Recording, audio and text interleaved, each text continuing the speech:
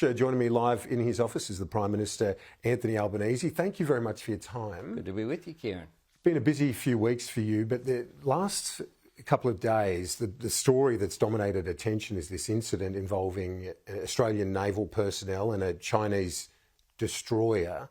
Some of our personnel injured by sonar pulses from the Chinese ship. How concerned are you by that incident? Well, very concerned. This was dangerous, it was unsafe and unprofessional from the Chinese forces. And our major concern, of course, is always for the safety of our Australian Defence Force personnel. And in this case, one person suffered an injury as a result of the actions of China.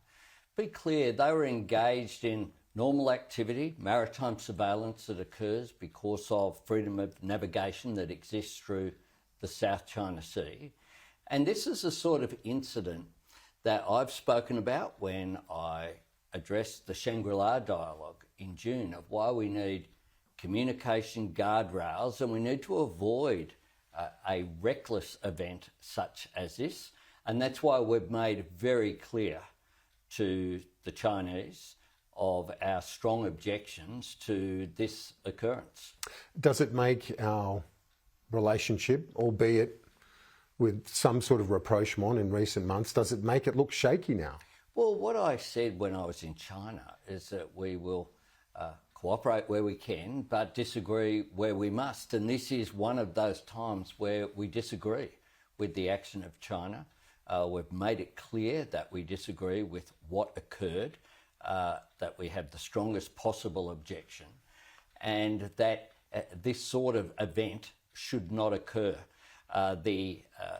The frigate involved clearly had out a sign that there were divers below.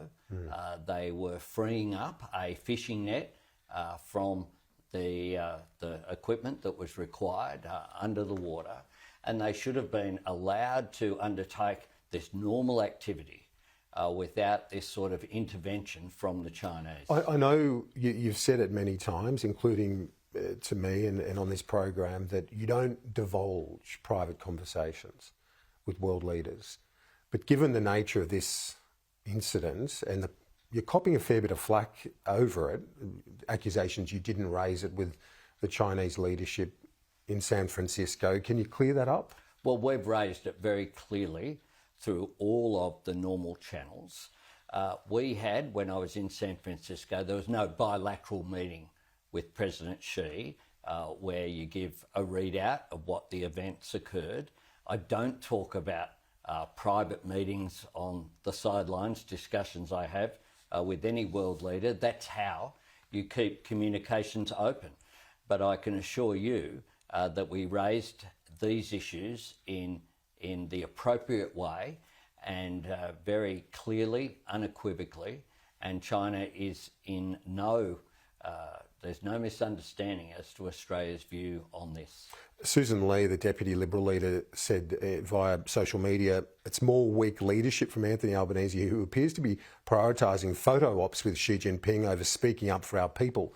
Disgraceful, is what she said. What's your response? Well, I always speak up for Australia's national interest, and that's why I'm able to communicate.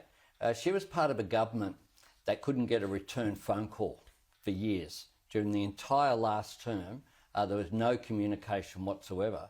Now, what I've done is to talk respectfully but clearly in Australia's national interest.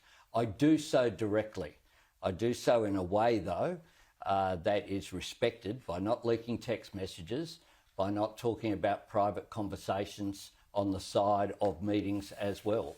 But I always, without exception, speak up for and engage in Australia's national interest. I made it very clear in China, Kieran, that we remain with differences together with China. What we need to do is to make sure that we work on them so that a small incident doesn't become a larger incident, doesn't become potentially with really dire consequences. And that's why I've spoken about the need for military-to-military communication between the US and China, but also with us, between our agencies so that you can have that dialogue, because dialogue brings understanding, and understanding is always good, because the consequences of these events are that they do damage to the relationship, and this certainly is an event that does do damage, and we've made that very clear to China. And so when you say it does damage, I go back to those comments that you made earlier, and you've said it many times, including during the election, that you will cooperate where you can, disagree where you must. It's the frame of words, and it's helped get things back on an even keel. It's the same words that I used in China. But does this show? That I use here as well. But does this episode put strain on that formulation, on that balance? Well, it's something that is a regrettable incident. It's one where we have put our very strong objections to China very clearly, very directly, through all of the appropriate channels in all of the forums that are available to us. On the High Court ruling and the fallout of that over the last couple of weeks, the opposition says the government's been asleep at the wheel when it comes to the release of the criminal non-citizen detainees. Should the government have legislation? Should it have been ready in the contingency that the High Court made the ruling that it did? Remember this, Kieran, this was a decision overturning 20 years of law. That this law was written by the former coalition government way back in 2004. Peter Dutton was the minister for 6 years in charge of this particular area. Did he have legislation ready? It was not anticipated for 20 years that this would occur. As soon as it occurred, we were ready to go with very clear visa conditions that were strict around people, and then making sure that the legislation could be got ready, which has been brought in, that allows for the ongoing monitoring, that ensures that people can't make contact with anyone who is a victim or a relative of a victim, that has strict curfews. We've acted within days of this High Court ruling, a High Court ruling based upon constitutionality. And you'll recall that for day after day, week after week, month after month, the coalition have stood up in this parliament here and said that, oh, once you have a constitution, then it can't be out-legislated. Well, what we've done is deal with what is an unfortunate position. It's not one that we wanted.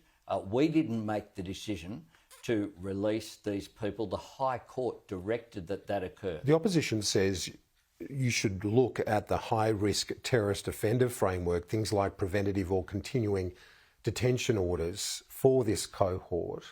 Will you look at those options? Are you looking at those options?